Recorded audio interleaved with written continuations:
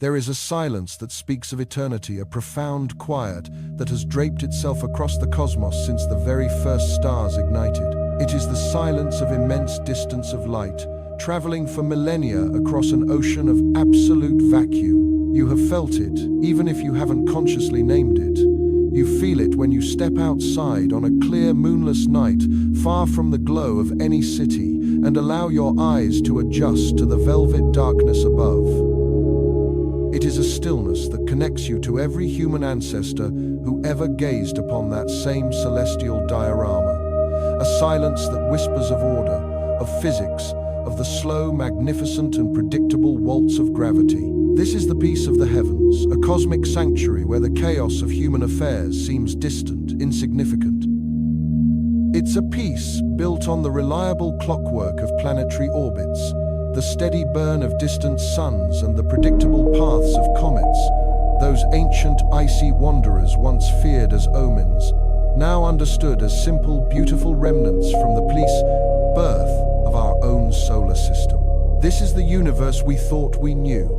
A place of breathtaking beauty, yes, but also a place of rules. Then there is another kind of silence. It is the chilling, compressed quiet that follows the splintering of a doorframe. It is the dead air after a shouted command, thick with menace and the metallic tang of adrenaline. This silence is not born of distance, but of intrusion. It is the sound of your world being instantly, irrevocably broken open. It is the silence of utter powerlessness. For one man, a man whose life was dedicated to the first kind of silence, this second kind arrived without warning at 3:17 a.m. on a Tuesday. His name is Alex Thorne, and until that moment his only crime was looking up. He was not a spy, not a dissident, not a threat to any nation. He was an amateur astronomer, one of thousands around the globe who transformed their backyards into private windows on the infinite. His passion was not espionage, but astrophotography. His tools were not weapons, but mirrors, lenses, and silicon chips, meticulously assembled in a small domed observatory he built with his own hands. This was his sanctuary, his cathedral of the night, where he pursued a personal connection to that vast, silent order. Like so many who share this calling, Alex was part of a vibrant global community, a digital tribe bound by a shared reverence for the cosmos. They are the modern-day shepherds and sailors, the patient sentinels who chart the sky not for navigation or prophecy, but for the sheer joy of discovery. They trade tips on tracking satellites, share code for processing nebulae into breathtaking works of art, and collectively celebrate when one of their own makes a genuine contribution to science, a newly spotted asteroid, a variance in a publicly delightful star's light curve.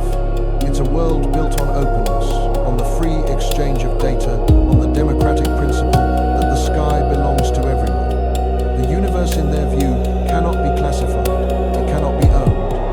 Alex embodied this ethos. His live stream channel was a modest but beloved corner of the internet, a place where he would spend hours on clear nights narrating his journey across the star fields in a calm, soothing voice. He'd guide his viewers through the arms of the Andromeda galaxy, zoom in on the churning cloud bands of Jupiter, or patiently wait for the faint, ghostly flutter of a distant nebula to resolve on his screen. He was a teacher, a guide, a fellow traveler, sharing his awe with anyone who cared to join him. His work was a quiet rebellion against the noise and cynicism of the modern world, a reminder that there are still frontiers of pure wonder left to explore right above our heads. His equipment was his pride, a testament to years of savings and painstaking research. It was not a generic off-the-shelf telescope. It was a custom-built instrument, a reflecting telescope with a 24-inch mirror he had ground himself housed on a German equatorial mount, so precise it could track a target smaller than a coin from over a mile away. But the heart of his system, the innovation that set him apart, was his imaging array. He had networked a series of high-sensitivity cameras, writing his own software to stitch their inputs together in real time, a technique called mosaic. This, combined with an advanced adaptive optics system he cobbled together from surplus parts, allowed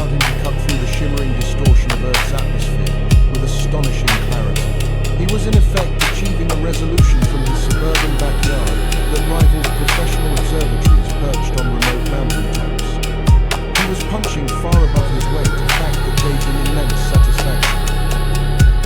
He wasn't competing with the professional. He was complementing, filling in the gaps, watching the corners of the sky that might have overlooked. He was a guardian of his own small patch of the cosmic ocean, and he took his duty seriously. He believed that the more eyes on the sky, the better. The more data shared, the richer our collective understanding. It was a philosophy that would, in the end, cost him everything. The object that would change his life, and our understanding of the universe, arrived with little fanfare. It was designated 3I Atlas, a dry technical name for what was, in reality, a messenger of unimaginable significance. The I in its name stood for interstellar, like the enigmatic Oumuamua and the comet Borisov before it. This was not a native of our solar system. It was a traveler from the void, a tourist from another star. It had journeyed for millions, perhaps billions of years, through the cold, dark gulf that separates the suns. Its trajectory was a graceful, open-ended hyperbola, a clear mathematical signature that it was not bound by our sun's gravity. It was just passing through. For the astronomical community, both professional and amateur, its arrival was an electrifying event. Every interstellar visitor is a priceless scientific artifact, a free sample delivered from a neighboring star system. It carries within its icy body the chemical fingerprints of its birthplace, a place we can only dream of visiting. What were its rocks made of? What strange organic molecules were frozen in its nucleus? Every photon of light bouncing off its surface was a clue, a page torn from a book we had never been able to read. Every major observatory on the planet, from the Atacama Desert to the peaks of Mauna Kea, pivoted to study 3I Atlas as it made its closest approach to the sun. They measured its spectrum, analyzed its chemical outgassing, and mapped its trajectory with exquisite precision. The initial findings were fascinating, but not alarming. It appeared to be a fairly standard, albeit large icy body, behaving much as expected. It was tumbling slowly, venting gas, as the sun's warmth began to sublimate its frozen surface, creating a temporary atmosphere, a coma, just like any other comet. The world's telescopes gathered petabytes of data, but the public story remained one of simple scientific curiosity. Yet for all their power, the great observatories have a weakness: time. Telescope time is a fiercely competitive resource, allocated months in advance. They could only afford to take periodic snapshots of the visitor. Alex, however, had no such constraints. His observatory, his time was his own. He could dedicate every single clear night to this one singular task. And that is precisely what he did. Night after night, as 3I Atlas grew brighter in the sky, Alex was there, his custom rig locked onto the traveler from another star. His live stream audience grew captivated by his obsession. They watched as he fine-tuned his system, pushing his homemade technology to its absolute limits. He was chasing something. He wanted to do more than just see the comet's fuzzy coma. He wanted to resolve its core. He wanted to see the nucleus, the solid object hidden within the celestial haze. The night it happened, the atmospheric conditions were perfect. The air was cold and still, a phenomenon astronomers call good sea.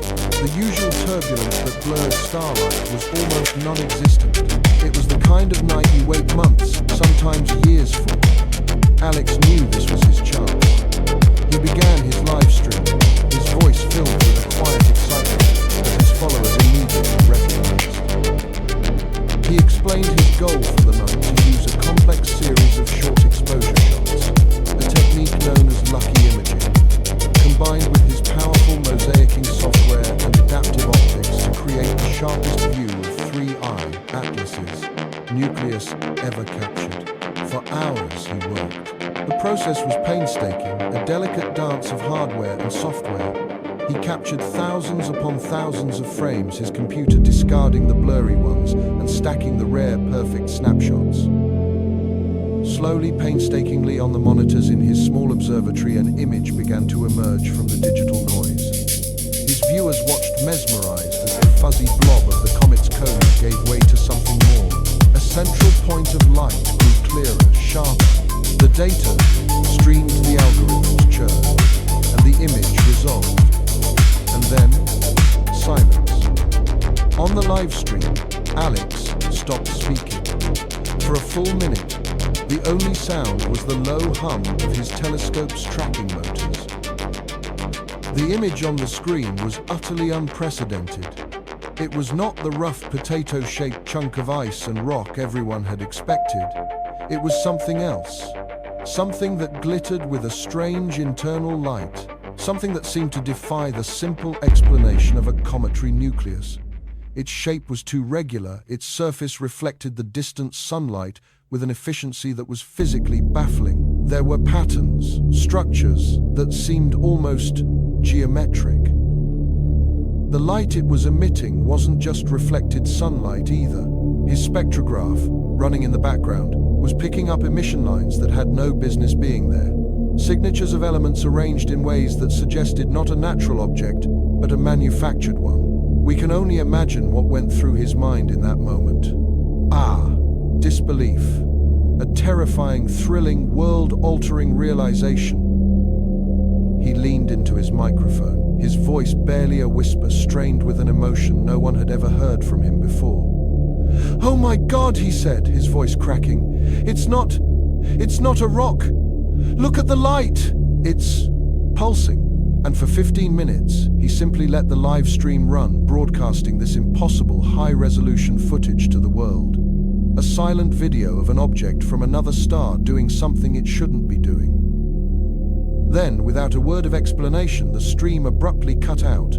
Hours later, in the pre-dawn chill, the second silence fell. The raid was not a polite knock on the door. It was a military-style operation executed with brutal, overwhelming force.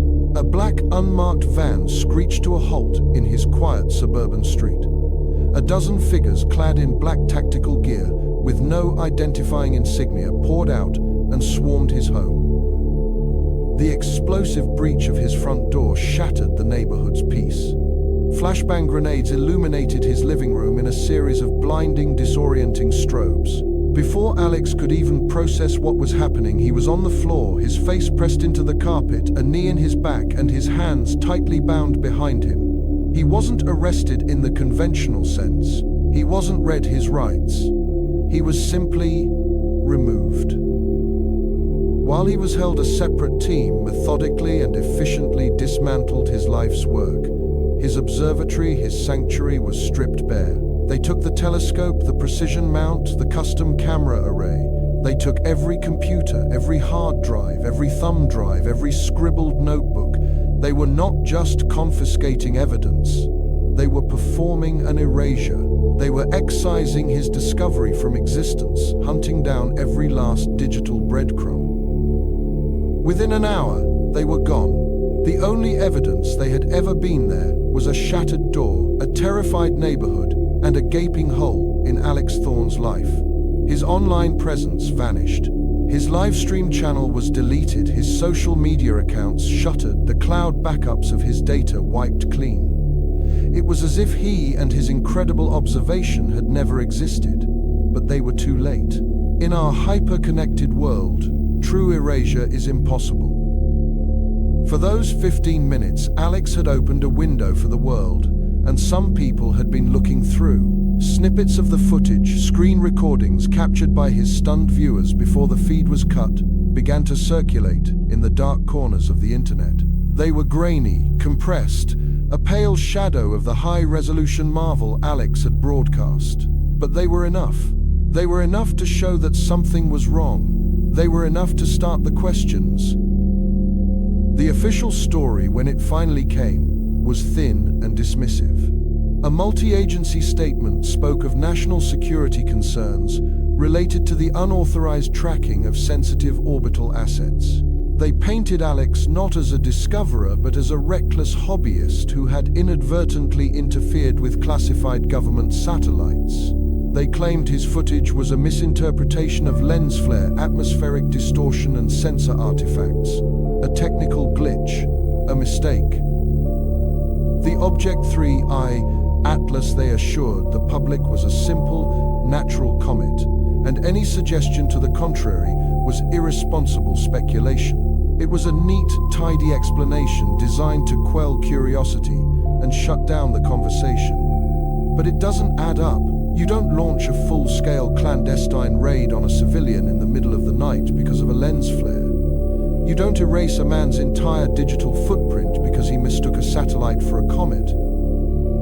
The response was utterly disproportionate to the supposed crime, an allergic reaction that hints at a far more profound threat.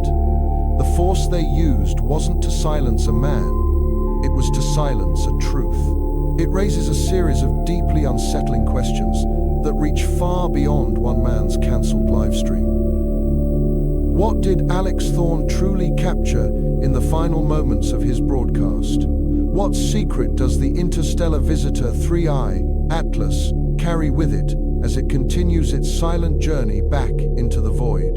And most importantly, why are the most powerful governments on Earth so terrified of us seeing it?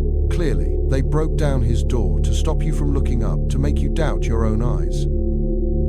They wanted to reclaim the silence, to pull the curtain back across the window he had briefly, gloriously thrown open. They are hoping you will believe their story, forget what was glimpsed, and return to the comforting assumption that the universe is orderly, predictable, and above all, empty. But the footage, however fragmented, still exists. The memory of what was seen lingers. A signal has been sent, and we, like Alex, cannot look away. The story does not end here. For us, it is just beginning.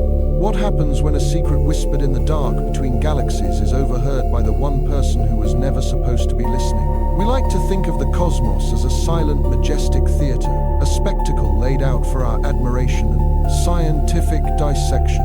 We point our colossal state-funded telescopes toward the heavens, listening with billion-dollar ears for the faintest murmurs of creation, believing we are the sole arbiters of cosmic discovery. We build our institutions like mountains, slow and immovable publishing papers, on decade-long timetables, our knowledge advancing with a cautious, deliberate gravity. But we have forgotten something fundamental about the night sky. It doesn't belong to anyone. And in the sprawling, interconnected world of the 21st century, the gatekeepers are finding their walls have been replaced by windows. An invisible army has risen, a global nervous system of glass and silicon twitching at every new flicker in the void. They are the amateurs, a name that feels almost insulting, a dismissive pat on the head for those who pursue the stars, not for tenure or funding, but for a reason far more profound, for the sheer, unadulterated awe of it all. This is no longer a hobby of lonely figures in wind-swept fields squinting through a brass eyepiece. The digital age has armed them, transformed them. They are software engineers in Silicon Valley, retired mechanics in the Australian outback, dentists in rural Japan. They write custom code to sift through petabytes of data from public sky surveys, searching for the faintest hint of a telltale track, a smudge of light where none should be. They network their observatories across continents, creating a virtual telescope the size of the Earth itself, performing feats of interferometry that were once the exclusive domain of radio astronomers. They 3D print bespoke components, fine-tuning their instruments with a jeweler's precision, pushing the very laws of optics to their breaking point. These are the back garden explorers, the sentinels of the celestial frontier, and their collective gaze constitutes the most powerful, persistent, and unblinking eye humanity has ever turned toward the universe. They have become the unofficial custodians of the unexpected, the discoverers of rogue comets, the first responders to stellar explosions. While the great observatories are booked months in advance, their schedules locked, the amateur network is agile, dynamic, and always watching. They are a chaotic, passionate, and brilliant immune system for our cosmic awareness, and their work has begun to make the professionals profoundly uncomfortable, because sometimes these devoted outsiders see things they aren't supposed to see. And in a quiet cul-de-sac just north of Austin, Texas, one of them had gotten better at it than almost anyone else on the planet. From the outside, Alex Petrov's house is aggressively unremarkable. A tidy lawn, a two-car garage, the kind of beige suburban architecture designed to disappear. But behind the home, nestled amongst the oak trees, stands a structure that is anything but ordinary. It is not a shed, it is a dome.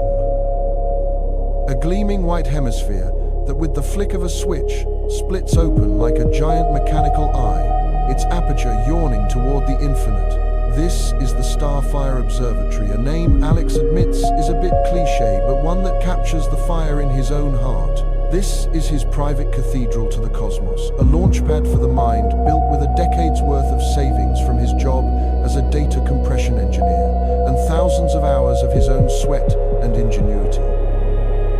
To step inside is to leave the terrestrial world behind. There is the low, ever-present hum of cooling fans and dehumidifiers, the clean, sterile scent of electronics. Cables thick as serpents run in meticulously organized bundles across the floor and up the central pier. This concrete pillar sunk 10 feet into the bedrock below is the observatory's anchor to the Earth, a foundation so stable that the vibrations from a passing truck a mile away are non-existent. It has to be. Perched atop this anchor is the heart of the entire operation, a 20-inch corrected Dal-Kirkham telescope. Its carbon fiber tube, a deep matte black, seems to drink the very light from the room. It doesn't look like a telescope so much as a piece of advanced artillery, a cannon aimed at other worlds. But the optics are only the beginning of Alex's genius. The true magic lies in what is attached to the back of it. There is no eyepiece here. You cannot look through this telescope with the naked eye. Instead, a labyrinthine assembly of hardware clings to its focal point. A cryogenically cooled monochrome camera, its sensor chilled to 100 degrees below zero to eliminate the thermal noise that plagues lesser systems. A high-speed filter wheel, capable of snapping through 7 different specialized astronomical filters. Hydrogen, oxygen, sulfur, in a fraction of a second, dissecting the light of a distant nebula into its constituent chemical elements. And between them, the device that elevates Alex from a hobbyist to a pioneer, a custom-built adaptive optics module. It is a marvel of DIY engineering, a small box containing a deformable mirror, no bigger than a postage stamp, which, controlled by his own proprietary software, flexes and ripples hundreds of times per second. It is a gravitational gyroscope for photons, a device that actively cancels out the shimmering, blurring effect of Earth's turbulent atmosphere. It is the reason that from his backyard in the humid haze of Texas, Alex can achieve a clarity of vision, a sharpness of resolution that rivals instruments sitting on remote mountain peaks in the Chilean Andes. He isn't just taking a picture of the sky. He is actively sculpting the very light that has traveled for millions of years to reach him, ironing out its final chaotic journey through our planet's airy veil. This relentless pursuit of clarity is born from a deep philosophical conviction. Alex believes the universe is speaking to us constantly, not in language but in light. He sees every photon as a messenger particle, a single letter in an epic, ongoing cosmic story. Each one carries information about its origin, the temperature of the star that forged it, the chemistry of the gas cloud that passed through the gravitational fields that bent its path. To him, a blurry image is a muffled voice, a garbled transmission. His life's work, his obsession, is to build a better receiver, to tune his instrument with such exquisite sensitivity that he can hear the universe whisper. For years, his targets were the familiar titans of deep space. He captured the churning, violent heart of the Orion Nebula in breathtaking detail, revealing intricate shockwaves from newborn stars, never before imaged from the ground. He mapped the gossamer tendrils of the Veil Nebula, the ghostly remnant of a star that tore itself apart 1,000 years ago. His images so sharp, they were licensed by universities for astrophysical research. He was a celebrated figure in the online astronomy community, a master craftsman whose work inspired and intimidated in equal measure. But the grand, static tapestries of the galaxy were no longer enough. Alex found himself drawn to the things that moved. The travelers, the wanderers, the celestial transients that flare into existence for a brief moment before vanishing forever. He was a hunter, and he was searching for a new kind of prey, a prey that came not from our own solar system, but from somewhere else entirely. The idea of interstellar visitors was for centuries the exclusive province of science fiction. The distances between stars are so mind-bogglingly vast that the notion of anything, a rock, a comet, a spacecraft, making the journey seemed impossible. Our solar system was believed to be a closed ecosystem, a snow globe sealed off from the greater galactic neighborhood. Then, on October 19, 2017, everything changed. A Hawaiian observatory, the Panoramic Survey Telescope and Rapid Response System, or PAN-STARRS, flagged a faint point of light moving in a way that defied all logic.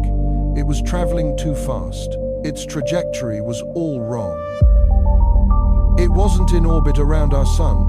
It was a gravitational slingshot, a bullet fired from the depths of interstellar space screaming through our system on a one-way trip. It was designated 1I, 2017 U1. The I stood for interstellar.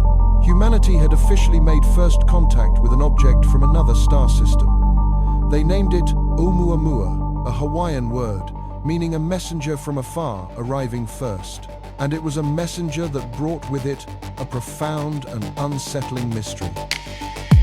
It was small, no more than a few hundred meters long, but its shape was unlike anything we had ever seen. It was highly elongated, perhaps 10 times longer than it was wide, tumbling, end over end like a cosmic cigar. It was dark, reddish, and reflected less than 10% of the sunlight that struck it. Stranger still, as it whipped around the sun and began its journey back out into the dark, it accelerated. It sped up, pushed by a gentle but persistent force that astronomers could not explain. It wasn't venting gas like a typical comet, the rocket effect of sublimating ice, because our most powerful telescopes could detect no coma, no tail, no outgassing of any kind. This tiny anomalous acceleration, this non-gravitational push, sent shockwaves through the astronomical community. What was it?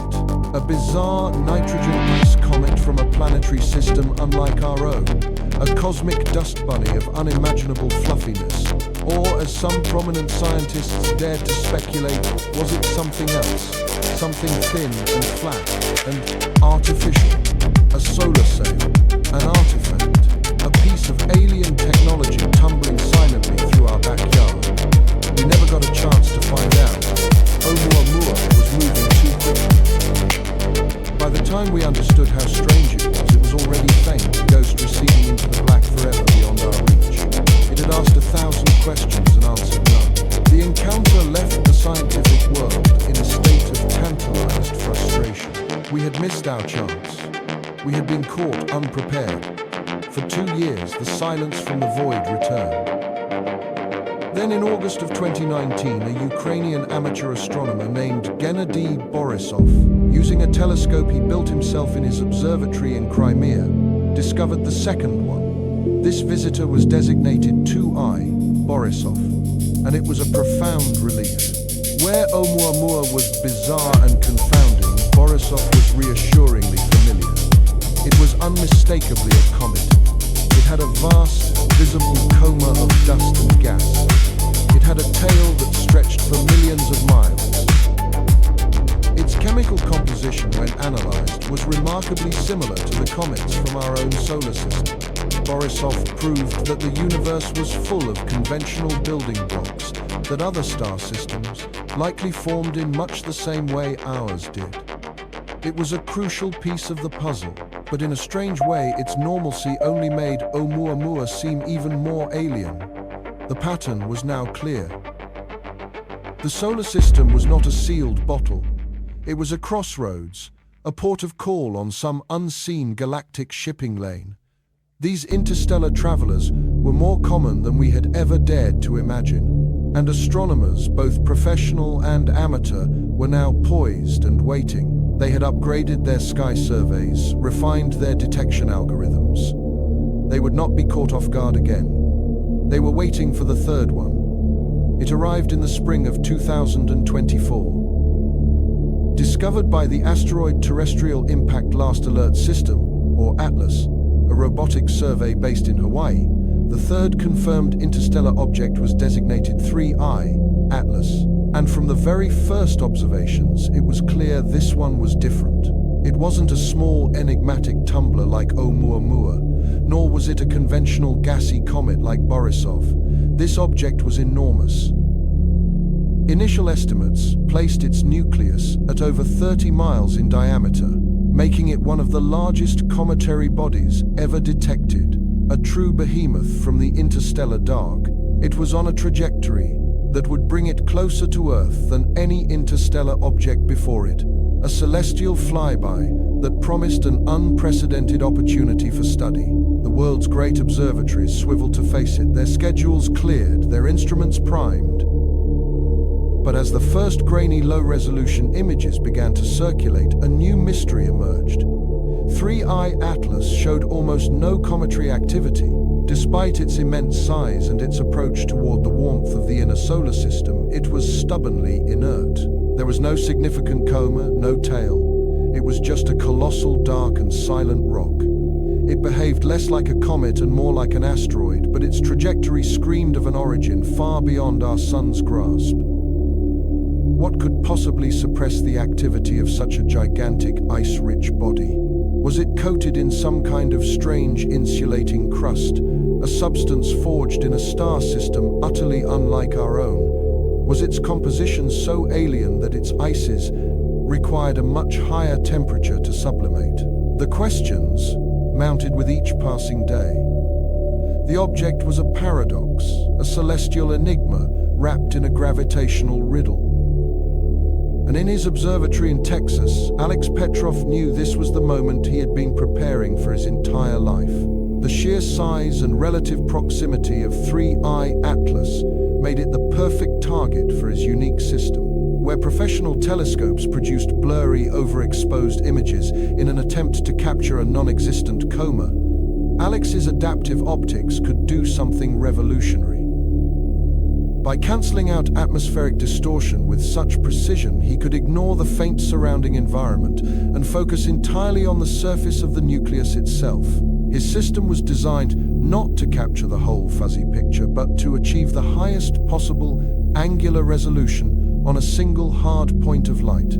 He could, in theory, resolve details on the surface of 3I ATLAS that even the Hubble Space Telescope, hampered by its own optical limitations, would struggle to see.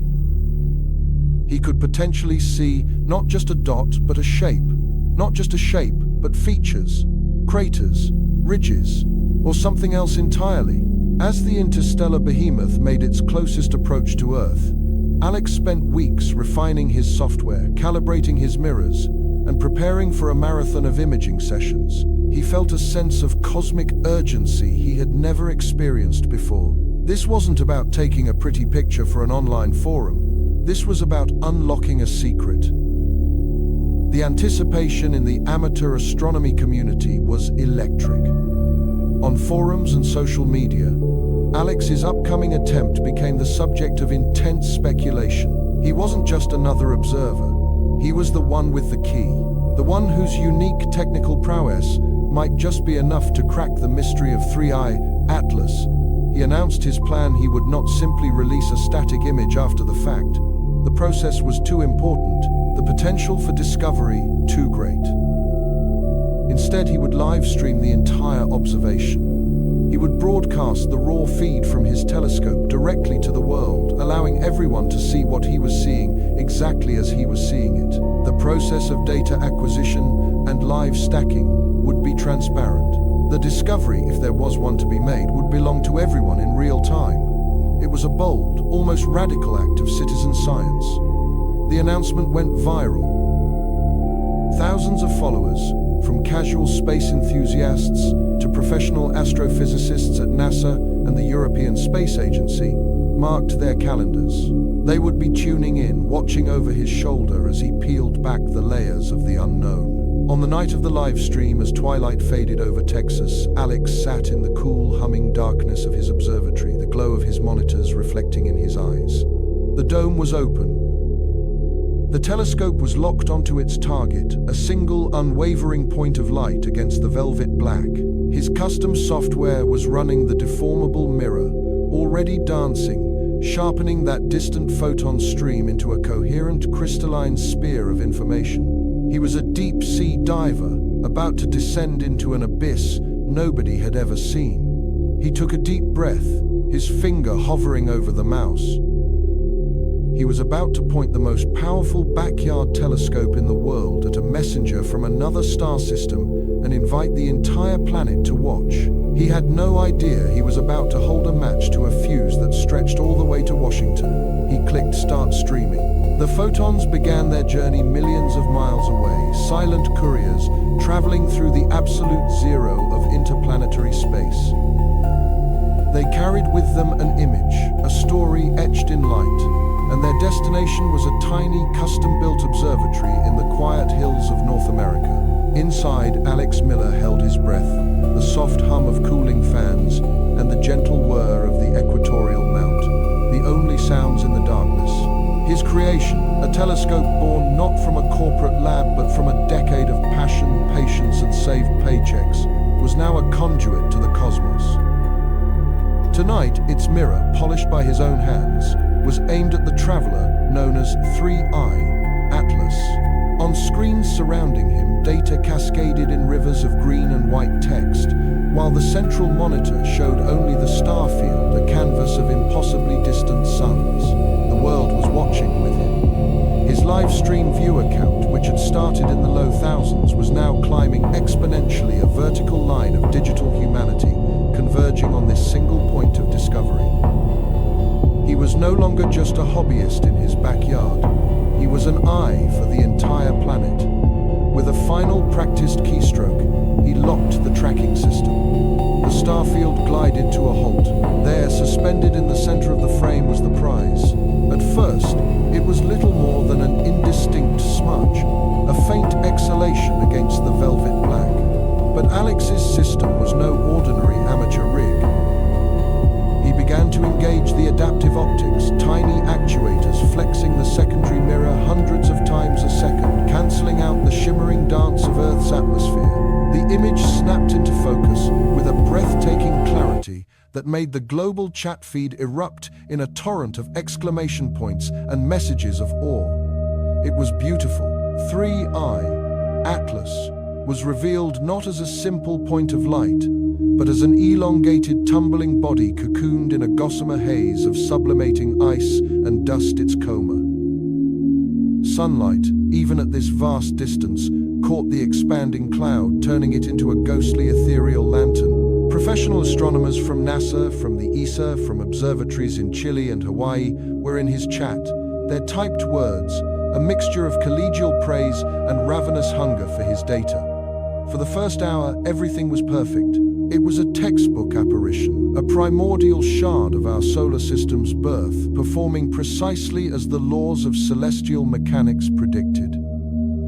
Alex narrated with the quiet confidence of an expert, explaining the subtleties of the coma's shape, the likely composition suggested by his preliminary spectroscopic readings, and the object's majestic, slow rotation. The first sign that something was amiss was so subtle you would have missed it if you blinked. A flicker, a single frame in the high-speed capture sequence where the light did not seem right. On the main feed, it was a momentary shimmer easily dismissed as a cosmic ray hitting the sensor, or a glitch in the streaming software. But Alex saw it in the raw data, a pulse. It was not a reflection, not a glint off a rotating facet of ice. It was a brief, contained and impossibly uniform, brightening across a specific region of the object's core, its nucleus. The light hadn't flared outwards, like a typical outburst of gas. It had intensified times in place, times as if someone had turned up a celestial rheostat for a fraction of a second and then turned it back down. His heart hammered, against his ribs. He immediately checked his instrumentation, running diagnostics on the camera sensor, the power supply, the data link. Everything was nominal. He rewound the capture buffer, isolating the frames. There it was again. A clean, distinct spike in luminosity with a perfectly symmetrical rise and fall time. Nothing in nature behaved this way. A geological outburst would be messy, a chaotic plume. A solar flare striking the surface would cause a broader, more diffuse reaction. This was orderly. The chat began to notice. Did anyone else see that pulse? One message scrolled by, quickly lost in the flood. Replay the last 30 seconds, another demanded.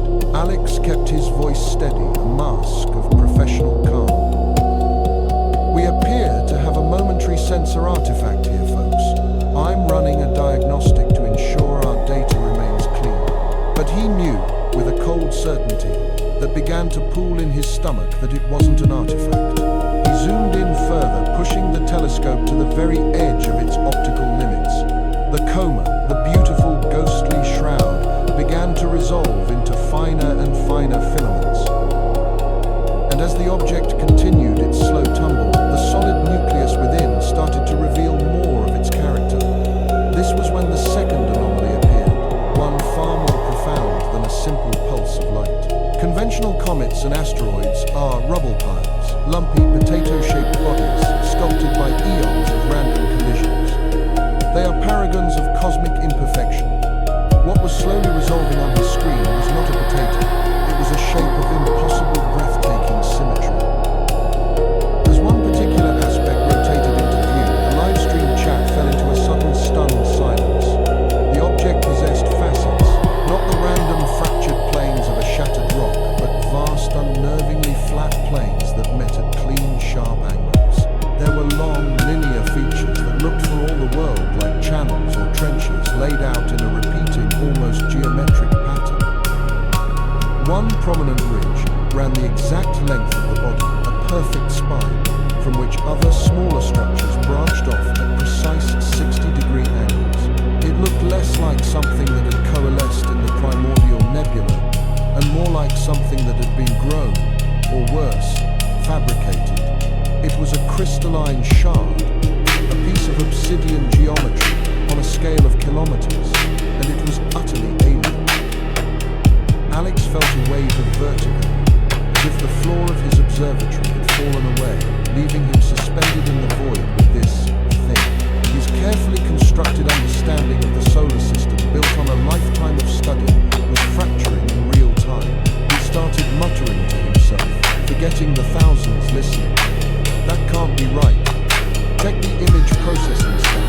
Is the deconvolution algorithm introducing patterns? He frantically toggled software filters off and on. The shape remained unchanged, unnatural. Speculation in the chat exploded, no longer constrained by scientific decorum. The messages flew past in a blur of panicked hypotheses. Is that a solar sail? It looks like a crystal. That's not a comet. That is not a comet. The professional astronomers in the feed were typing in frantic capital letters, begging him for the raw FITS data files, their professional skepticism warring with the unbelievable images on their screens.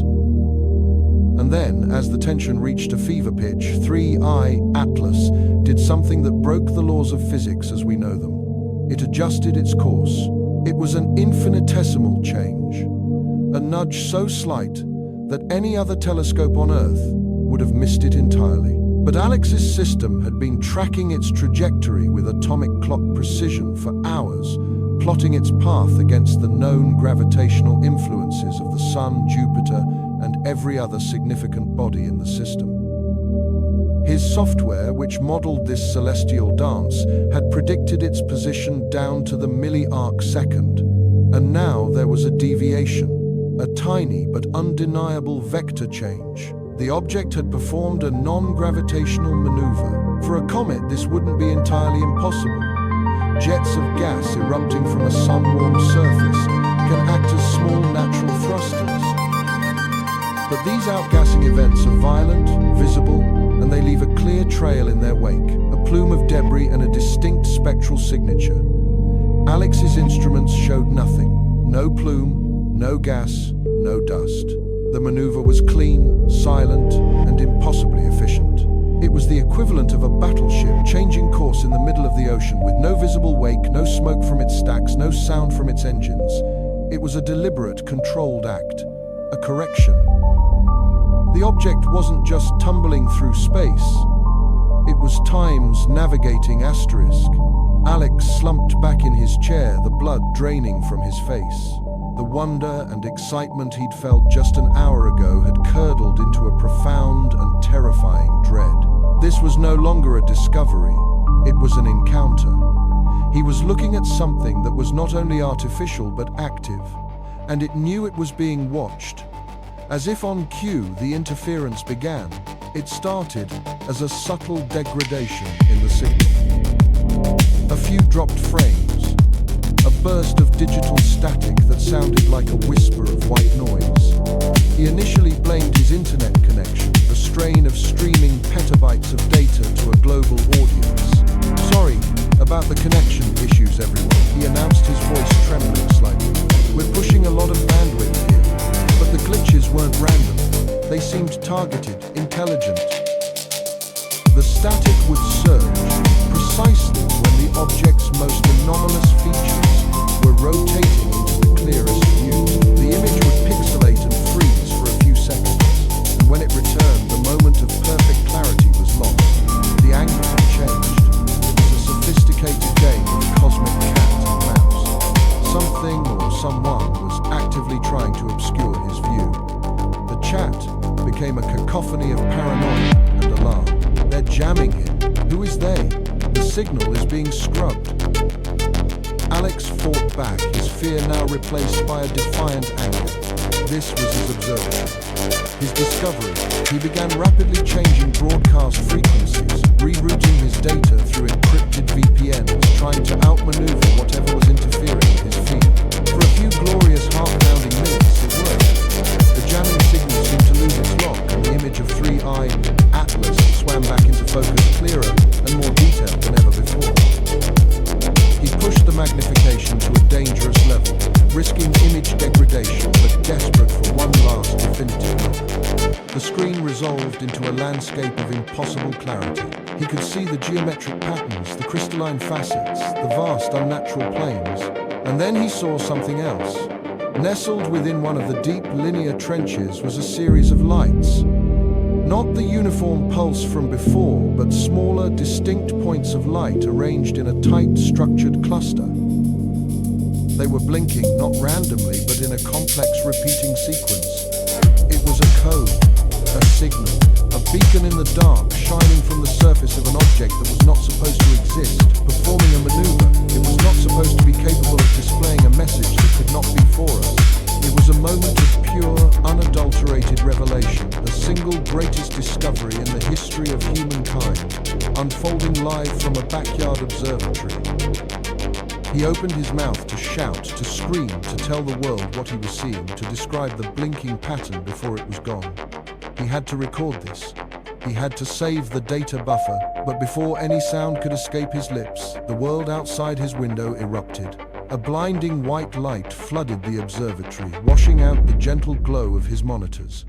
Simultaneously, a sound like a thunderclap directly overhead shook the building to its foundations. His screens didn't just go to static. They went black. All of them. The power cut instantly. The hum of the fans, the whir of the telescope, everything went silent. The live stream being watched by millions around the globe did not fade out or display a connection error. It simply ceased to exist, cutting off mid-frame on the impossible blinking lights.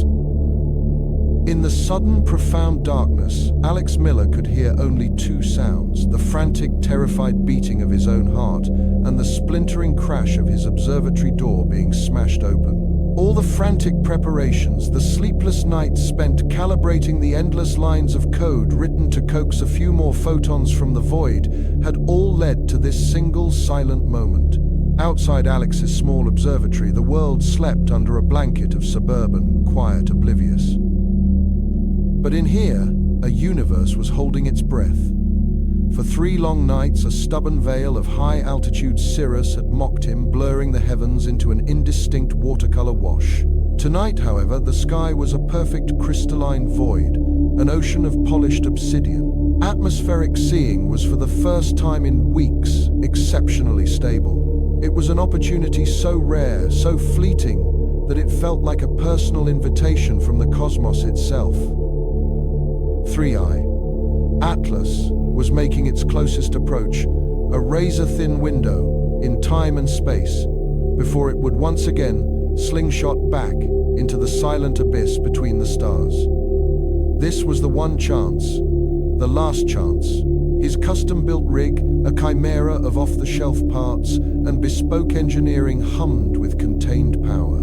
The cooling fans for the primary imaging sensor and the graphics processing unit whined in a steady chorus, fighting the heat generated by the sheer computational violence of his task.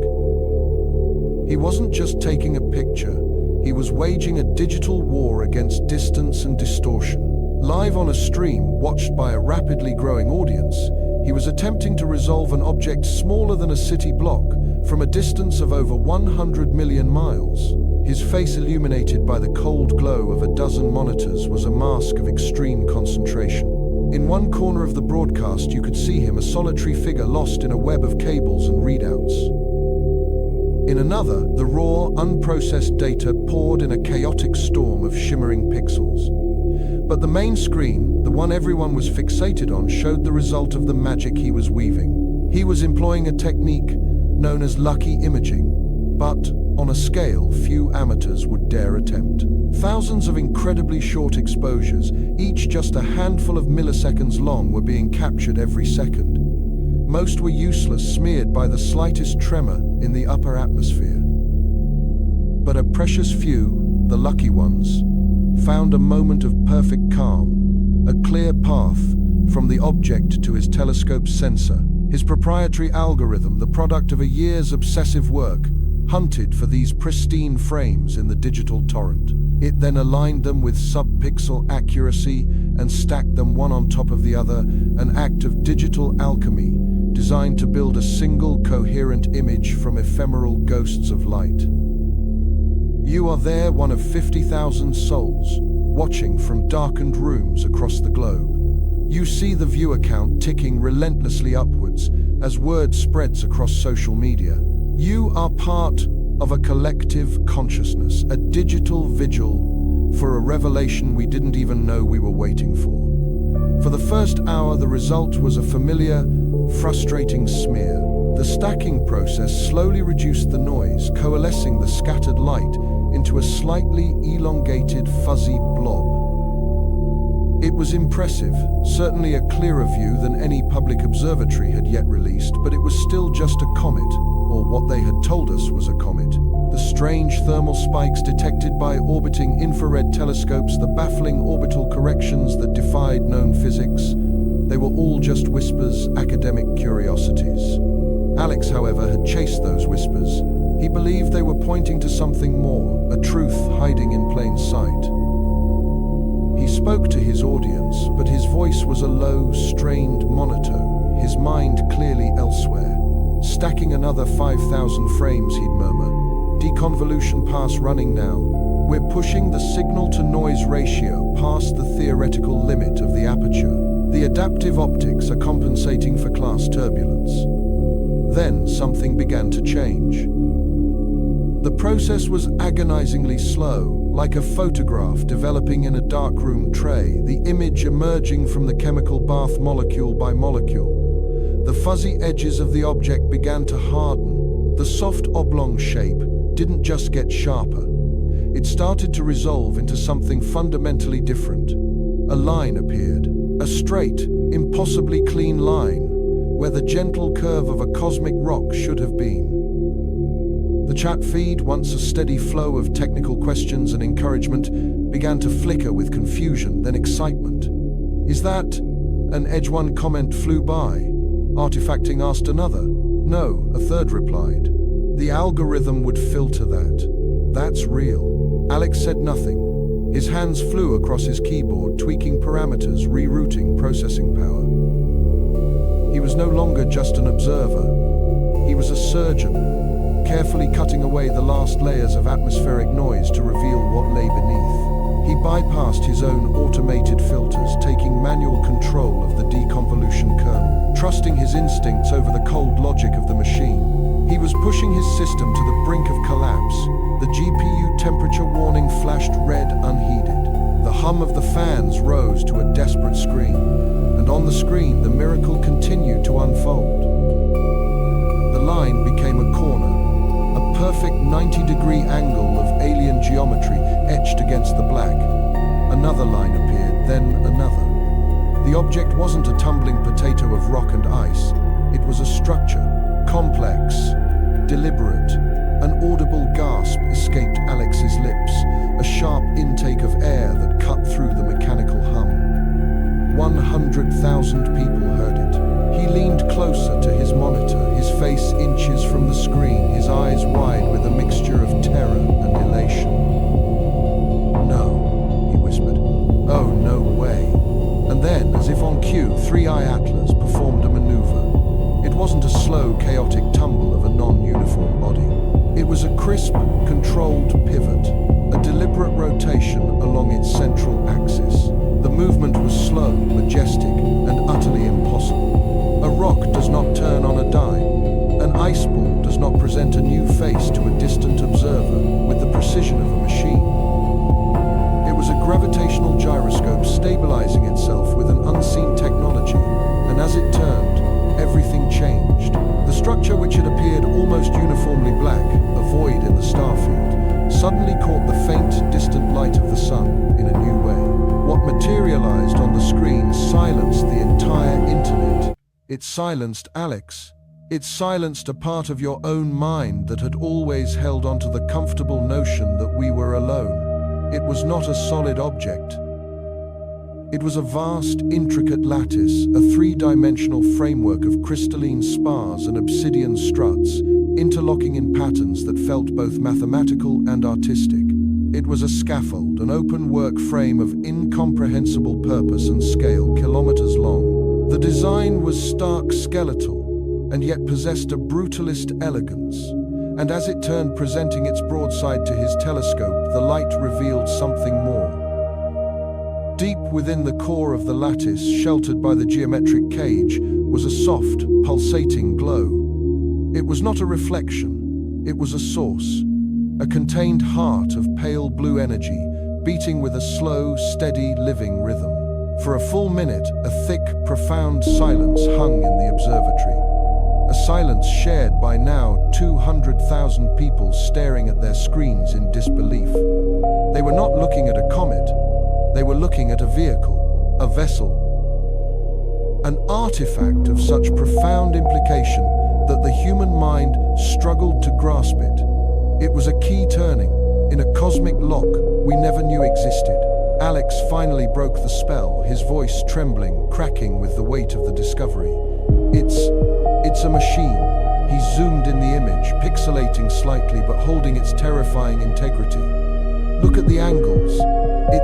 It's turning. It's presenting itself. It knows we're watching. He swallowed hard. My God, it's real. It's all real. He wasn't speaking to his audience anymore. He was speaking to history, to himself, to whatever God he might have once believed in. The chat feed exploded into a supernova of pure, unadulterated chaos. It was no longer readable, just a vertical blur of text, as thousands of people tried to articulate the inarticulate simultaneously. People were typing in all caps, mashing their keyboards, pleading for Alex to save the data, to upload it somewhere, anywhere. They knew instinctively that this image was the most dangerous piece of information in human history. A tidal wave of digital evidence broadcast live, bypassing every official channel, every government filter, every carefully managed narrative. For a few glorious, terrifying minutes, a lone man in his backyard had held the truth of the universe in his hands and showed it to the world. Then it was over. Without warning, the main image on the stream froze, dissolving into a macro block of distorted pixels. A moment later, later, Alex's own camera feed locked on a single grainy frame of his astonished face. The audio cut out, replaced by an electric hiss, and then the screen went black. A simple sterile message appeared in its place, the kind you see when a connection is lost. The live stream has ended. But this was no dropped connection. This was a guillotine. In the sudden, deafening silence of his observatory, Alex stared at the blank monitor, his heart hammering against his ribs. The only sound was the frantic ticking of the cooling fans as his computer hardware began to relax from its impossible effort. He reached for his mouse, his hand shaking. Click. Nothing. He tried to open a browser. No internet. He grabbed his cell phone from the workbench. No signal. Every connection to the outside world had been severed. He was an island.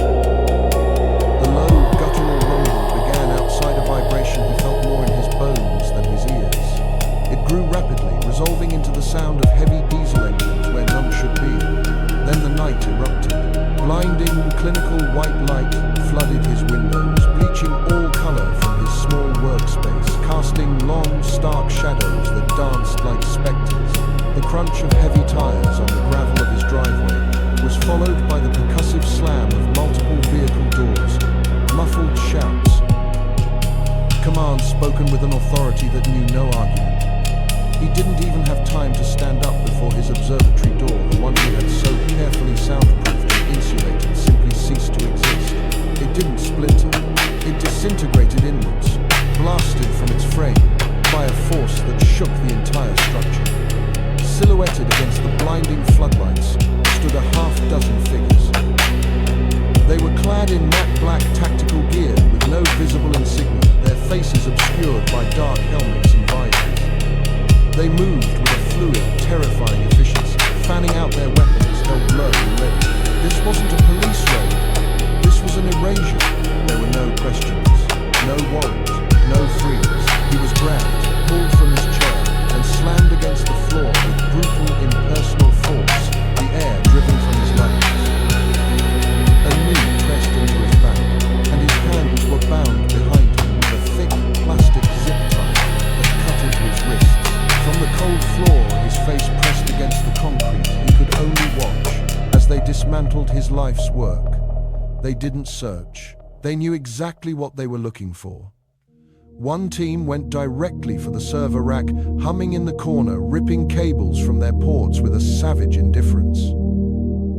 Hard drive servers, his custom-built controller for the stacking algorithm, all of it was piled into metallic foam-lined cases. Another agent, carrying a small metallic device, approached the telescope itself, the beautiful instrument he had spent years assembling and perfecting. He watched in horror as the agent placed the device against the housing of the primary mirror. There was a high-pitched electronic whine that made his teeth ache. A brief, intense flash of blue light and the sharp, acrid smell of ozone filled the air. They weren't just confiscating the data, they were destroying the eye that had seen it. They were salting the earth, ensuring that no one could ever use this place to look up again. They hauled him to his feet and dragged him out into the night, past the blinking lights of a black armored van with no license plates. His neighbor's porch lights were beginning to flick on doors, cautiously cracking open to reveal fearful, confused faces. Alex was a ghost being exorcised from their quiet suburban reality. He was pushed roughly into the back of the van. The interior was dark, metallic, and cold. Before the heavy door slammed shut, sealing him in darkness, he caught one last glimpse of the sky. It was the same pristine, silent, star-filled sky he had been exploring just minutes before. A sky that now held a profound, confirmed secret. A sky that he had just revealed to the world, only to have the world's self-appointed guardians immediately, violently, and irrevocably snatch it back. The door thundered shut, and he was plunged into absolute darkness, alone with the impossible truth. The digital scream had been silenced. In its place, a void, a sudden, jarring quiet that echoed louder than any explosion across the globe. For 2 breathless hours, the world had been united by a single flickering stream. A grainy window into the cosmos opened not by a state-funded observatory, but by a man in his backyard. Alex Reid had shown us something impossible. And then, just as the impossibility was beginning to crystallize into a terrifying new reality, he was gone. The feed cut to black, replaced by the sterile hum of a dead channel. And in that deafening silence, the storm began. It began not with answers, but with their aggressive and conspicuous absence. Official channels, normally so eager to comment, to soothe, to explain, became granite walls of inscrutable prose. The first statement, a joint release from three-letter agencies whose names alone conjure images of windowless rooms and redacted files, was a masterpiece of non-information. It spoke of an ongoing investigation into a potential breach of national security. It mentioned unverified signals originating from a private source and the necessary protocols to secure sensitive data. Alex Reid's name was never mentioned. The object 3I, Atlas, was referred to only as the anomaly. It was a statement designed to be a blanket to smother the fire of public curiosity before it could catch hold. But it was a blanket woven from gasoline. Every carefully chosen, evasive word only fueled the inferno of speculation. What national security interest could a rogue comet possibly pose? How could a live stream, broadcast openly to millions, be considered a breach? The very act of such overwhelming force against a single citizen confirmed the one thing they buys, desperately sought to deny what Alex saw was real. It was important, and it was terrifying. You could feel the tectonic plates of public trust grinding against each other. On one side, the instinct to believe the authorities, to accept the sober, sterile language of officialdom as the voice of reason. On the other, the raw, undeniable memory of what we had all just seen. The memory of an object that did not move like a comet. The memory of controlled pulsed emissions that did not look like outgassing. The memory of the sheer panic in Alex's voice, a panic that felt far more genuine than any press release. This official silence created a vacuum, and into that vacuum rushed a hurricane of noise. News anchors, their faces, masks of practiced gravity, debated the legal ramifications of the raid, carefully avoiding the existential questions at its heart.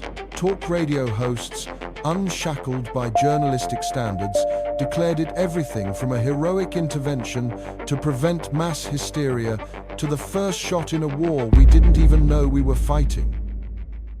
Across the internet, 1 billion digital conversations ignited a sprawling, chaotic global referendum on the nature of our reality. The world was now split into two camps, those who believed the government was protecting us from a dangerous truth, and those who believed the government was protecting a dangerous lie.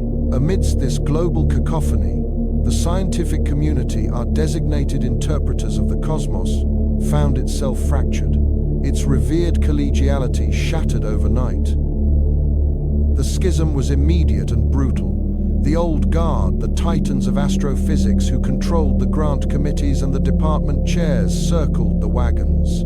From prestigious university letterheads and institutional press offices, they issued statements dripping with condescending skepticism.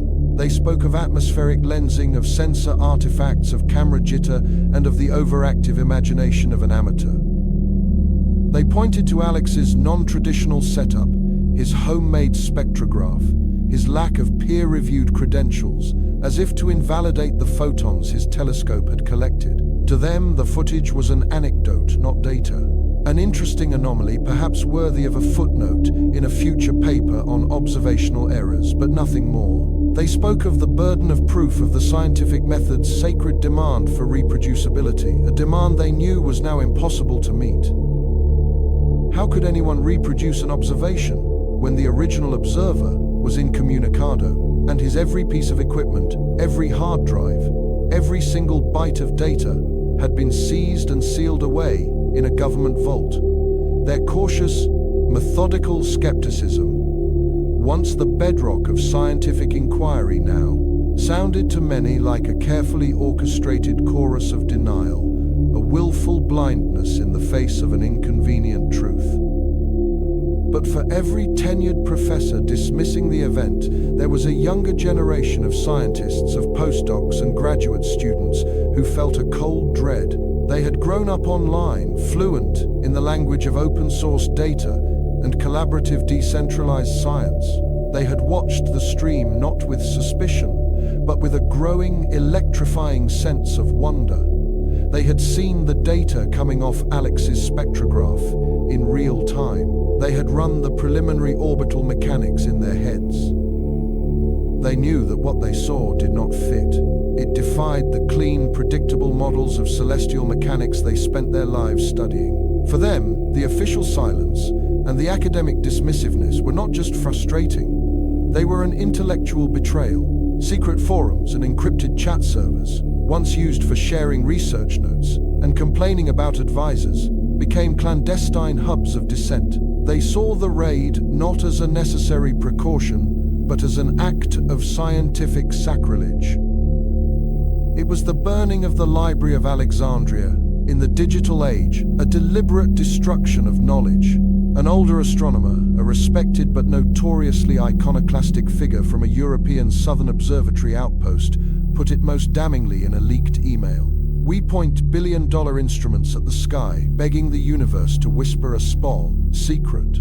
Last night, it screamed one from the heavens, and our response was to shoot the messenger and burn his notebook."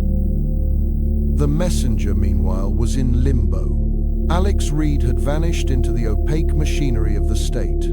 He wasn't charged with a crime, for to charge him would be to legitimize his discovery in a court of law, to enter his footage into evidence, to allow a defense attorney to ask questions under oath. He wasn't a criminal. He was an inconvenient fact, and so he was simply removed.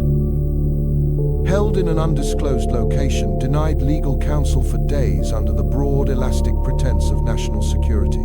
His family, frantic and terrified, was left with nothing but a warrant signed by a secret court and the chillingly polite assurances of federal agents that he was safe. We have since pieced together a fragmented picture of his ordeal. The interrogations were not about treason or espionage.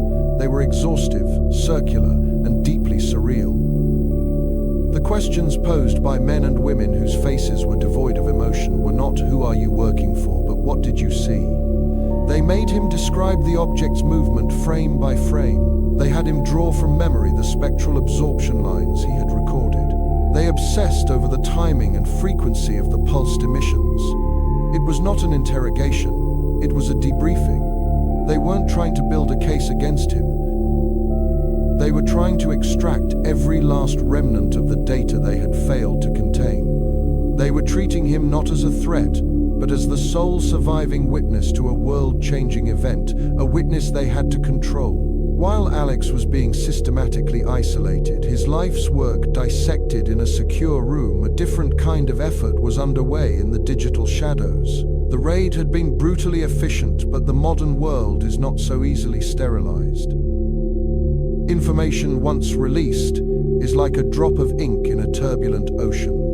It disperses, dilutes, and becomes impossible to fully retrieve. The live stream had been broadcast on a dozen platforms simultaneously. It had been watched by millions.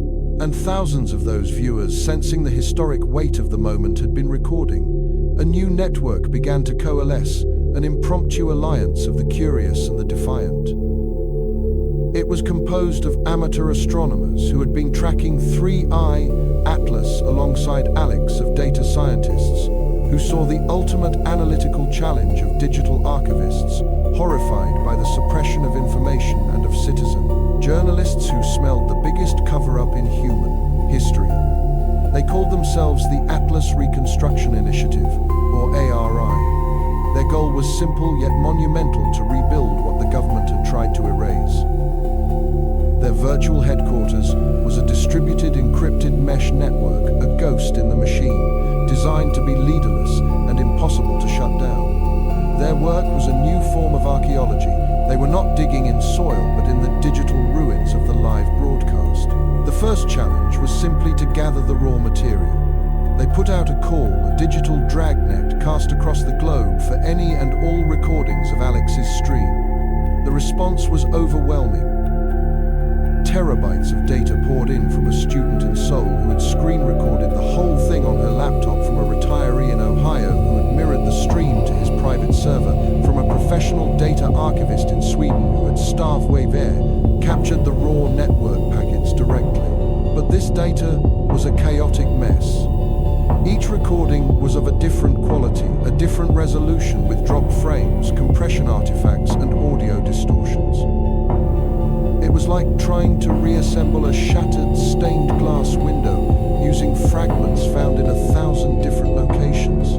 The team's first task was to meticulously synchronize all these disparate sources, using the on-screen timestamp from Alex's own software as their master clock, their Rosetta Stone. They layered the videos, creating a composite timeline that allowed them to fill in gaps. Where one person's stream had buffered another's had been clear. They ran sophisticated algorithms to average out the pixels from hundreds of different recordings, reducing the noise and sharpening the image beyond what any single source could provide. This forensic process was a desperate race against a powerful, unseen adversary. As ARI began to publish their preliminary findings, a sophisticated campaign of disinformation was launched against them. Suddenly, the internet was flooded with new clips from the live stream clips that were subtly altered. Some were clumsy fakes, showing obvious CGI sources or other sci-fi tropes designed to discredit the entire effort through association with fringe lunacy. But others were far more insidious. These were deep fakes of stunning quality. They showed the object behaving like a normal comet, with a steady, predictable outgassing pattern. They altered the spectral lines in the data readouts to show a mundane composition of ice and rock. They even inserted frames where you could see what looked like a satellite briefly passing in front of Alex's telescope, offering a plausible conventional explanation for the anomaly. This was not the work of trolls in their basements. This was a state-level psychological operation, a calculated effort to poison the well, to create so much noise and confusion that the average person would simply give up, unable to distinguish the real from the fake. It was a new kind of warfare, narrative warfare, and ARI was on the front lines. The team had to become as much a group of counterintelligence experts as data scientists. Every new piece of footage submitted had to be rigorously vetted. They developed digital fingerprinting techniques to trace the provenance of each file. They cross-referenced the video with the audio, analyzing Alex's real-time commentary, which was much harder to fake convincingly. His exclamations of shock and confusion, his frantic adjustments to the telescope's tracking, his muttered calculations, these human moments became crucial data points in authenticating the visual evidence. He was their ghost in the machine, and his voice was the key to separating truth from fiction. For weeks, the work was a grueling, thankless slog through a digital blizzard. The global media, intimidated by government warnings or simply chasing the next fleeting story, had largely moved on. The public's attention began to wane. The official story that an amateur had misinterpreted a mundane event, sparking a brief and regrettable overreaction from security services, was beginning to set like concrete. It seemed as though the silence, the carefully managed void, was going to win, and then they found it. It was buried in a high bitrate recording from a user in Japan, someone who had a fiber optic connection so robust that their capture of the stream contained almost no compression artifacts. The ARI team was focused on a 10-second segment just before the raid, a moment when Alex had managed to get the telescope's adaptive optics perfectly calibrated, producing the clearest view of the object he had yet achieved. As they layered and denoised these precious frames painstakingly, rebuilding the image pixel by agonizing pixel, something began to emerge. It wasn't a ship, it wasn't a city, there were no flashing lights or alien markings. It was something far stranger, something that felt infinitely more profound. For a brief, stable period, the resolution was just high enough to resolve the object not as a single point of light, but as a complex composite structure. The ejections that Alex had witnessed were not random bursts of gas from a cometary nucleus. They were something else entirely. The reconstructed images cross-referenced with the spectral data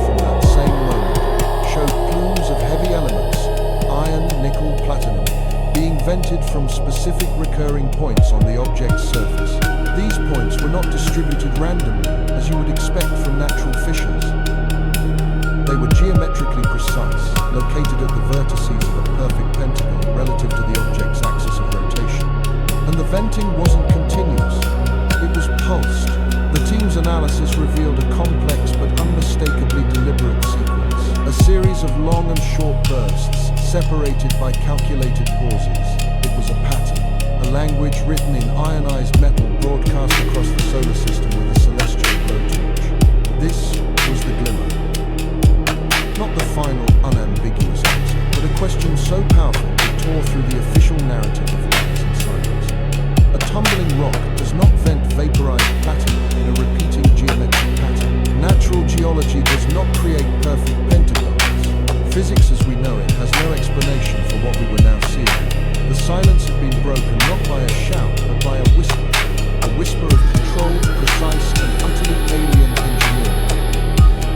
The fragments were coming together, and they were beginning to form a picture not of a comet, but of a machine.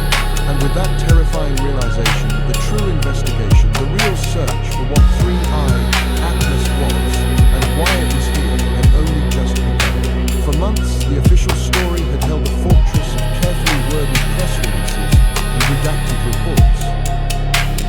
3I Atlas was a fascinating, but ultimately unremarkable celestial visitor, a fragile shard of ice and rock from the Oort cloud that succumbed to the sun's embrace. Alex's raid, the suppressed data, the global community of skywatchers, left with more questions than answers. All of it was swept under the rug of national security and the public's short attention span. The silence from the government was absolute, a wall of concrete.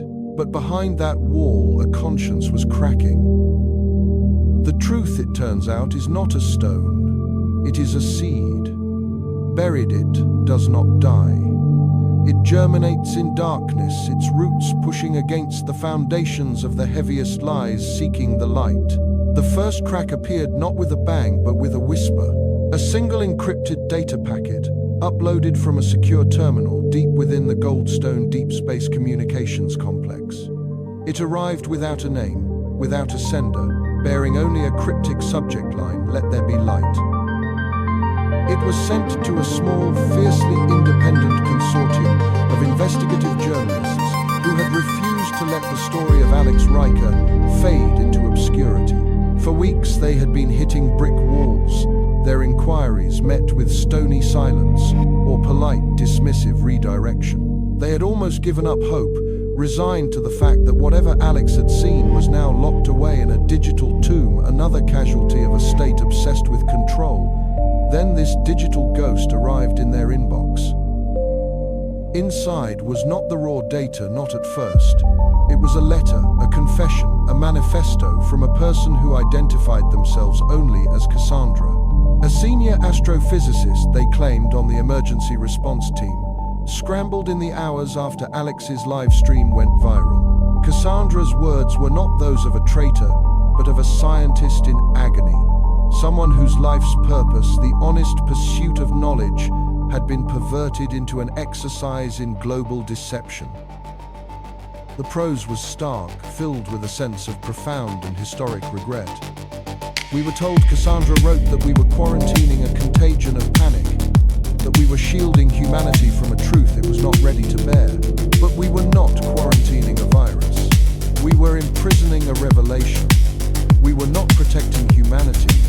We were blinding it, treating the entire species like a child, too frightened of the dark to be told that the universe is not empty. The letter was a key, and it unlocked a second, more heavily encrypted file. A password drawn from the spectral emission lines of hydrogen opened a vault, and there it was. Not just the few minutes Alex had managed to stream, but everything. The full, unredacted, high-resolution capture from the moment Alex's telescope locked on, combined with synchronized data from the government's own orbital assets that had frantically slewed their sensors toward the anomaly. It was the complete recording of humanity's most important discovery and its most terrifying secret. The journalists gathered in a secure room, screens flickering the silence thick with anticipation and dread. They pressed play, and the cosmos we thought we knew evaporated forever. The footage begins as Alex's did, with that deceptively serene image of the comet. But as the data from multiple observatories is layered in, corrected for atmospheric distortion, and sharpened with adaptive optics algorithms, the object sheds its disguise. The coma, that beautiful hazy shroud of gas and dust, is revealed to be something far more orderly, far more controlled. It isn't a passive cloud sublimating from a dirty snowball. It is a plasma field, shimmering with complex geometric patterns, a magnetic bottle containing and directing the outgassing with breathtaking precision. We see it pulse, not randomly, but in rhythmic, intricate sequences. The pulses are not blasts of escaping gas. They are modulated bursts of energy, a language written in light, and ionized particles broadcast across the solar system. Then the camera zooms, pushing beyond what Alex's single telescope could resolve. The nucleus comes into view, and it is not a nucleus. It is not a lumpy potato-shaped rock. It is a structure. The object designated 3I, Atlas, by a world that saw it as a comet, is a perfect 20-kilometer-long crystalline spindle, a sliver of obsidian blackness that drinks the light of the stars. Its surface is not the cratered, chaotic terrain of an asteroid. It is impossibly smooth in some areas, a polished mirror reflecting the distant sun, while other sections are covered in what can only be described as circuitry on a continental scale. We see vast geometric trenches and raised structures that branch and connect with the unnerving logic of a microchip. They glow with a faint internal luminescence, lines of soft blue and gold light tracing intricate pathways across the ebon surface, as if we are witnessing the process of thought itself, etched across a kilometer-wide brain. There is no tumble, no chaotic spin of a celestial body subject to the whims of gravity and solar winds. The spindle rotates on its longest axis with the perfect, unwavering stability of a gyroscope. Its orientation is deliberate, its long axis pointed not at the sun, not at Earth, but consistently toward a barren, seemingly empty patch of space in the constellation Lyra. It is a cosmic compass needle, holding its position with an unnatural resolve, a clear sign of active internal stabilization. This was not a passive traveler. This was a vessel on a mission, navigating with a purpose we could not yet comprehend. The sheer technological arrogance of it was staggering. To build something that could maintain such perfect poise while hurtling through the gravitational chaos of a solar system was a feat that dwarfed anything humanity had ever conceived. The most damning sequence, the one that undoubtedly signed the warrant for the raid on Alex Riker's home, was what the official reports called the fragmentation event. For the public, it was the moment the fragile comet broke apart. In the secret archives, it was given a different name: the deployment. The footage shows the object's placid rotation ceasing. The glowing pathways on its surface flare with intense white light. Then, with the silent, horrifying grace of a blooming flower, the spindle's structure peels open. It does not explode. It unfurls. Long, articulated panels separate from the main body, revealing a hollow interior, a cavernous space filled with a lattice of smaller, self-illuminated objects. They are not fragments. They are pods, hundreds of them, each one a smaller, sleeker version of the mothership. For a moment they hang there in the void, a swarm of silver seeds held in the heart of their cosmic parent. Then one by one they detach and ignite their own drives. The flashes of light are not the chaotic glints of ice catching the sun. They are controlled, instantaneous burns, leaving faint trails of ionized xenon. They do not scatter randomly into space. They move with coordinated, intelligent precision, forming up into smaller, distinct flotillas. They execute complex, non-Keplerian maneuvers, changing direction with sharp 90-degree turns that would crush any living pilot into paste. They are performing a ballet in the vacuum, a display of coordinated flight that speaks of a single hive-mind intelligence guiding them all. Some of the pods arranged themselves into a vast circular array, turning their attention back toward the inner solar system. Others accelerate away at impossible speeds, heading out of the ecliptic plane, disappearing into the endless dark. This was what Alex Riker saw. Not a comet's death, but a vessel's arrival and parturition. He had captured with his backyard equipment the single most significant event in human history, incontrovertible proof that we are not alone and that our visitors possess a technology that is to us indistinguishable from magic. He hadn't just seen an alien spacecraft. He had seen it deploy a fleet of secondary probes right in our own celestial neighborhood. He was not just an astronomer. He was the accidental witness to an act of colonization, observation, or perhaps preparation. The implications were so vast, so paradigm-shattering, they could not be measured. Cassandra's leak included more than just the video. It contained a trove of internal communications, transcripts of panicked video conferences between the White House, the Pentagon, and the world's leading scientific institutions. These documents paint a terrifying picture of a global power structure in a state of utter shock and paralysis. The first phase was disbelief, followed swiftly by the chilling realization that Alex's amateur footage was clearer and captured more of the critical deployment event than any of their own multi-billion-dollar sky surveys, which had been looking in the wrong place at the wrong time. His live stream was the original sin, an uncontainable leak of a reality they desperately wished to deny. The internal debate, codenamed Project Chimera, raged for 72 frantic hours. We read the arguments of the scientists who pleaded for transparency, arguing that humanity had a right to know its true place in the universe. They proposed a gradual, controlled release of the information, a global dialogue to prepare our species for the monumental psychological shift to come. They argued that the secret was too big to keep, that it would inevitably get out, and that a cover-up would breed a far more dangerous and corrosive paranoia than the truth ever could.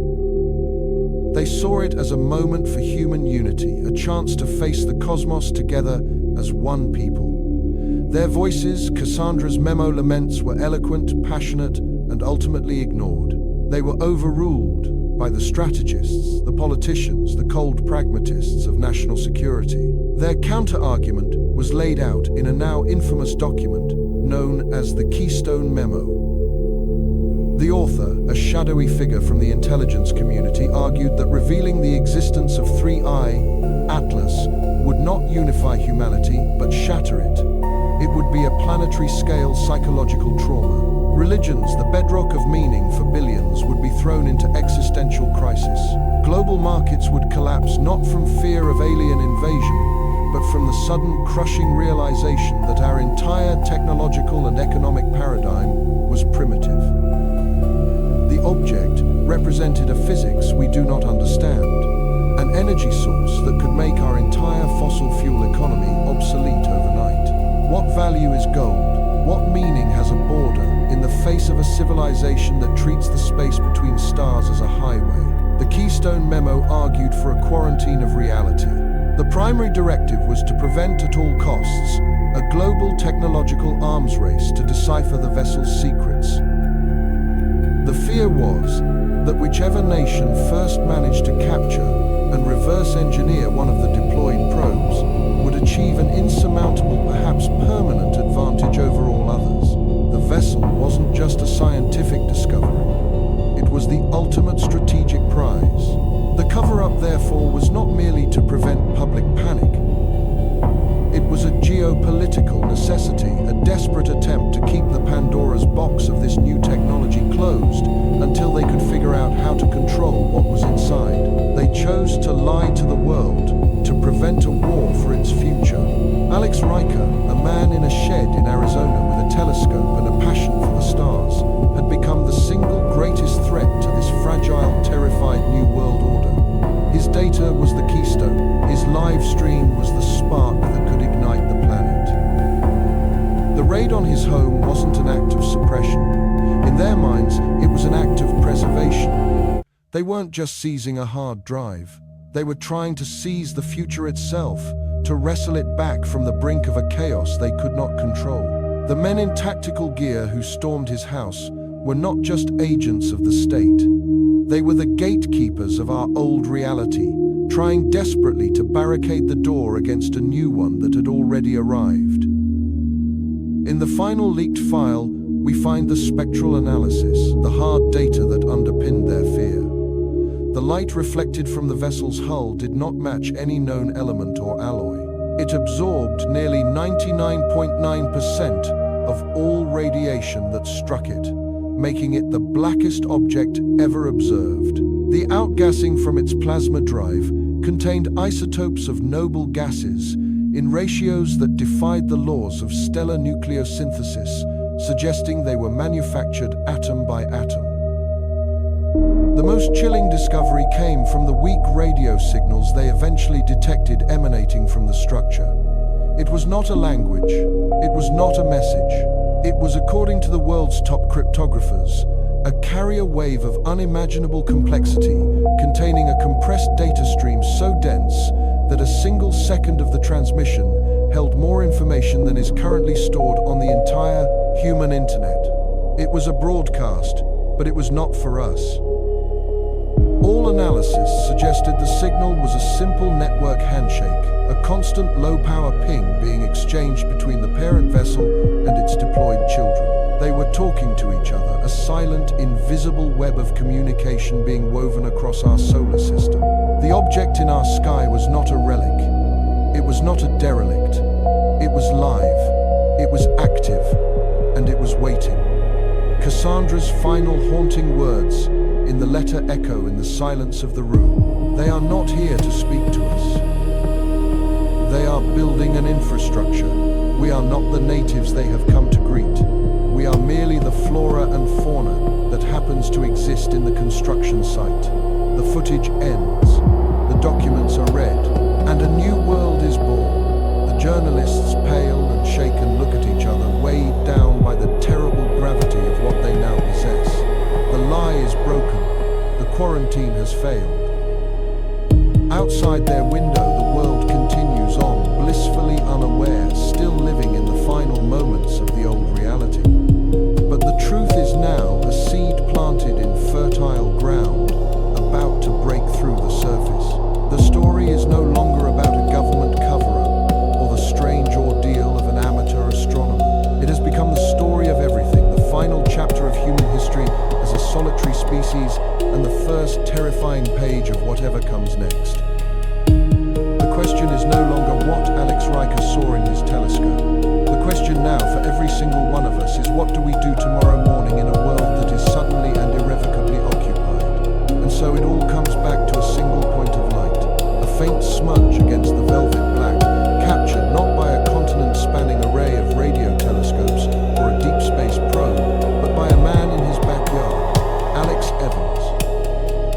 A name that now exists in a strange quantum state, simultaneously a symbol of heroic citizen science and a cautionary tale of overreach. His journey from the quiet hum of a tracking motor on a cold night to the blinding glare of tactical flashlights has become our journey. We all stood with him in that moment of pure discovery, that electric thrill of seeing something no one had ever seen before. We all felt the door slam shut, the sudden chilling realization that some truths are deemed too heavy for the public to bear. The raid on his home was more than just the seizure of hard drives and optical equipment.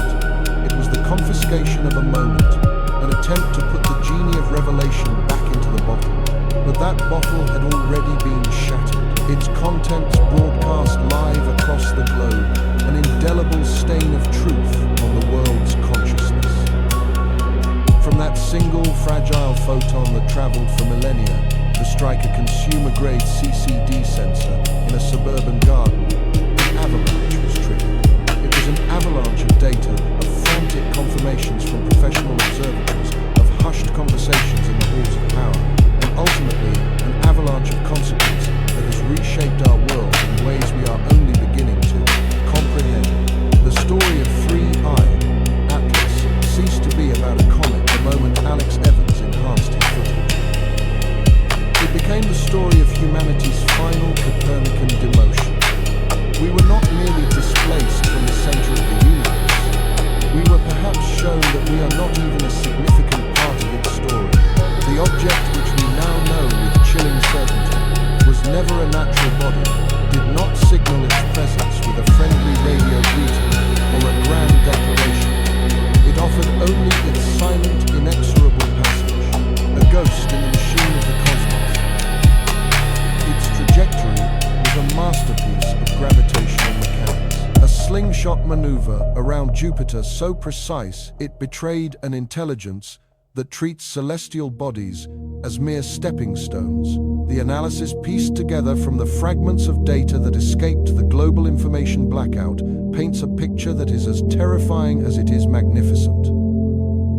Spectral analysis of its outgassing, initially mistaken for sublimating ice, revealed trace elements with isotopic ratios that have no known origin in our stellar neighborhood. They were older, forged in a star that died long before our own sun ignited. This was not a visitor. It was an antiquity, a relic from a lost epoch of the universe. Its surface, when resolved by the European Extremely Large Telescope in the frantic hours before the official curtain of silence fell, was not the pockmarked, chaotic face of a comet. It was a dark, impossibly smooth surface, a material that absorbed over 99% of the light that struck it, a perfect stealth 100 kilometers long.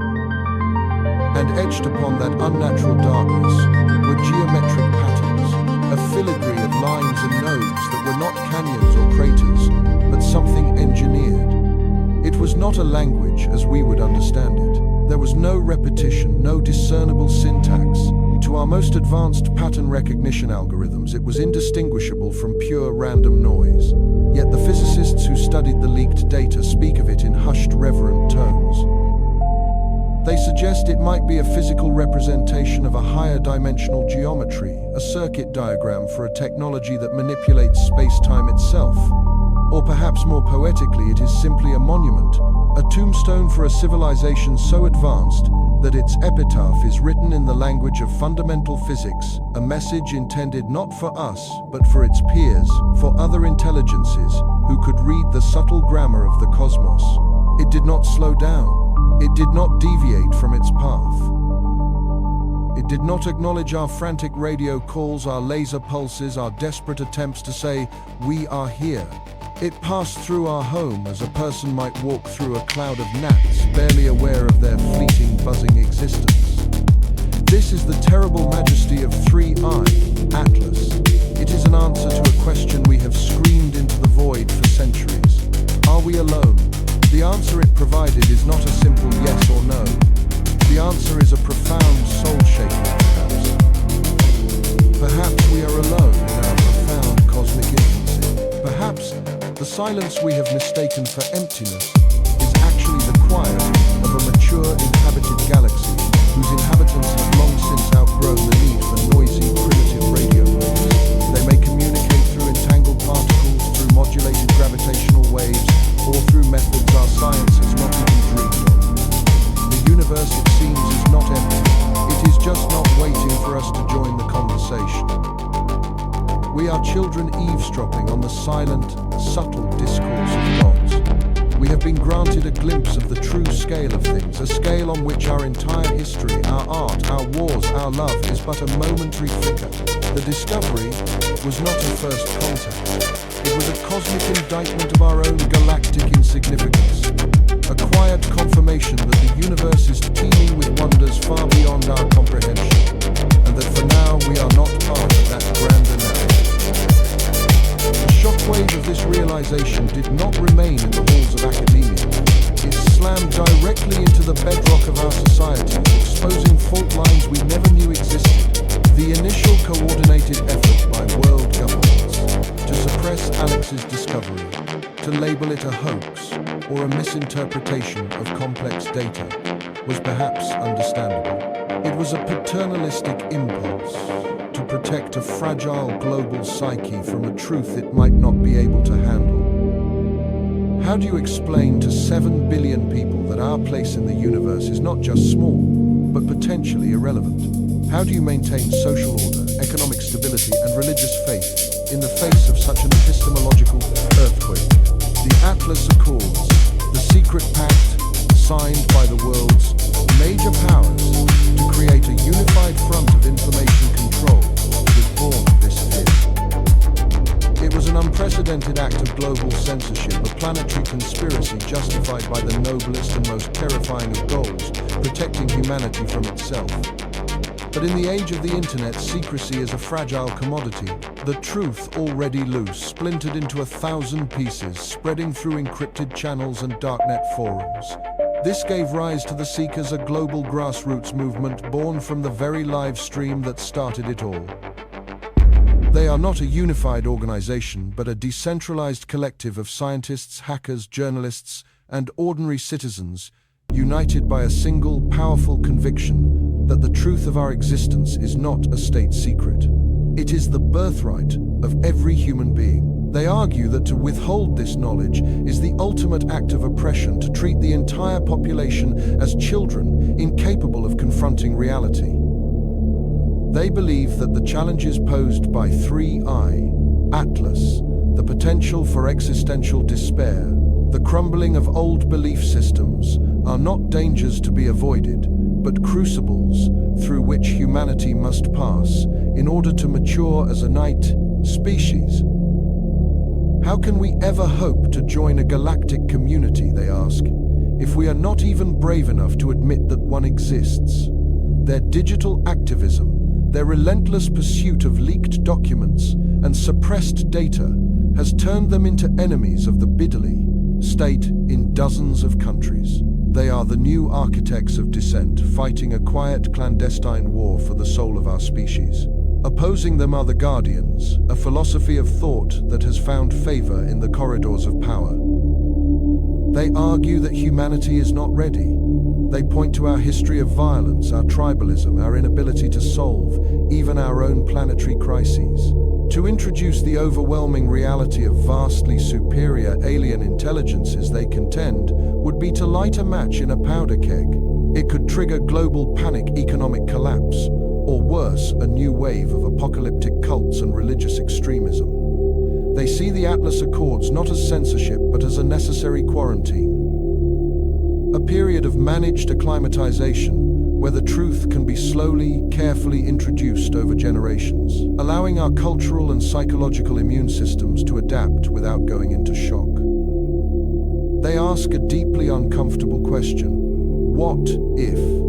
Knowing the truth does not set us free, but instead paralyzes us with fear. What if the revelation that we are hopelessly outmatched on a cosmic scale causes us to abandon our own ambitions, give up on space exploration, to simply retreat into a shell of cosmic nihilism? The debate between the Seekers and the Guardians is now the central, unspoken conflict of our time.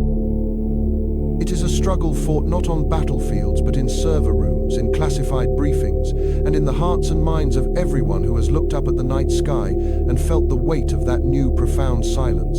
And so we are left here in the aftermath. Alex Evans, under a form of house arrest, has become a silent icon, his backyard observatory, now a sealed monument to a forbidden act of looking.